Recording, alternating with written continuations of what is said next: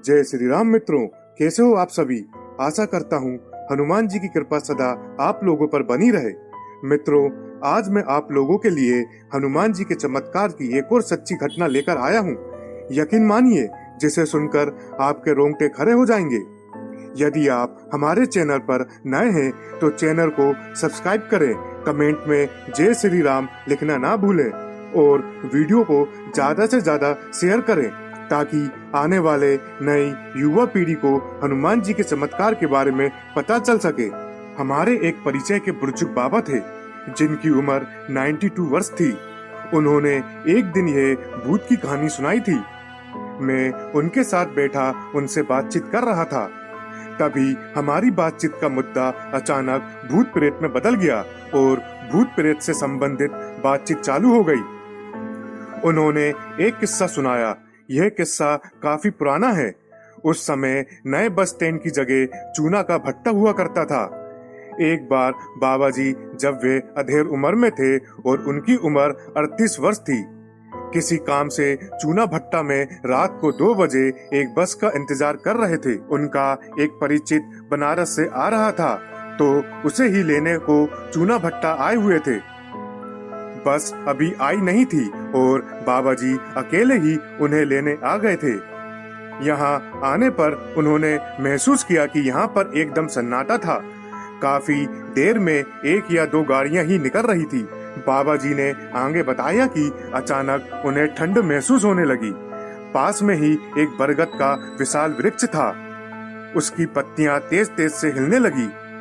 उन्होंने आसपास देखा तो पाया कि ज्यादातर पेड़ों की पत्तियां नहीं हिल रही थी और ना ही कोई हवा बह रही थी। फिर भी बरगद की पत्तियां हिल रही थी, जैसे मानो हवा चल रही हो, और बाबा जी को ठंड भी महसूस होने लगी थी। बाबा जी का ध्यान अब धीरे धीरे भूत प्रेत की ओर जाने लगा। उन्हें महसूस हुआ कि रात को 2 बजे हुए हैं।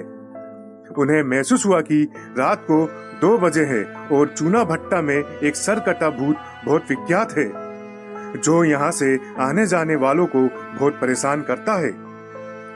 बाबा जी ने आगे बताया कि जब मुझे उस भूत का किस्सा याद आया तो मुझे अब डर लगने लगा। मैं अगल बगल देखने लगा। तभी मुझे दूर पर एक आदमी के खड़े होने का आभास हुआ, लेकिन उस आदमी की आकृति में सिर वाला हिस्सा गायब था। बाबा जी के रोम रोम में सिरन दौड़ गई और वे समझ गए कि यह वही सिरकटा भूत है। और जैसे ही वे उस भूत के बारे में सोच रहे थे, वह आकृति अचानक से पास आने लगी। बाबा जी तुरंत वहां से भाग खड़े हुए। इस दौरान आसपास के पेड़ जोर जोर से हिलने लगे और ऐसा लगा जैसे वे सभी पेड़ हंस रहे हों।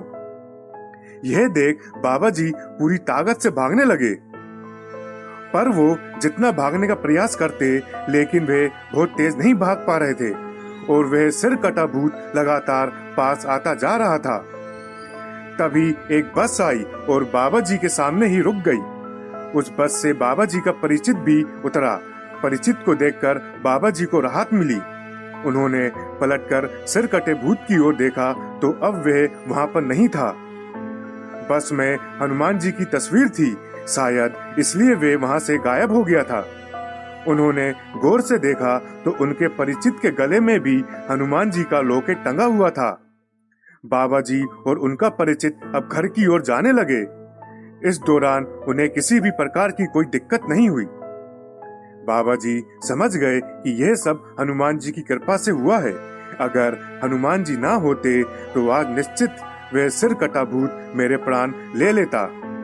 इसके बाद चूना भट्टा में उन बाबा जी ने हनुमान जी की स्थापना की और धीरे धीरे वहां पर लोग हनुमान जी की पूजा करने लगे। और जब से हनुमान जी वहां पर विराजमान हुए, तब से वहां पर किसी भी भूत प्रेत की छाया किसी ने भी नहीं देखी। इसलिए दोस्तों, गले में हनुमान जी का लॉकेट जरूर पहने।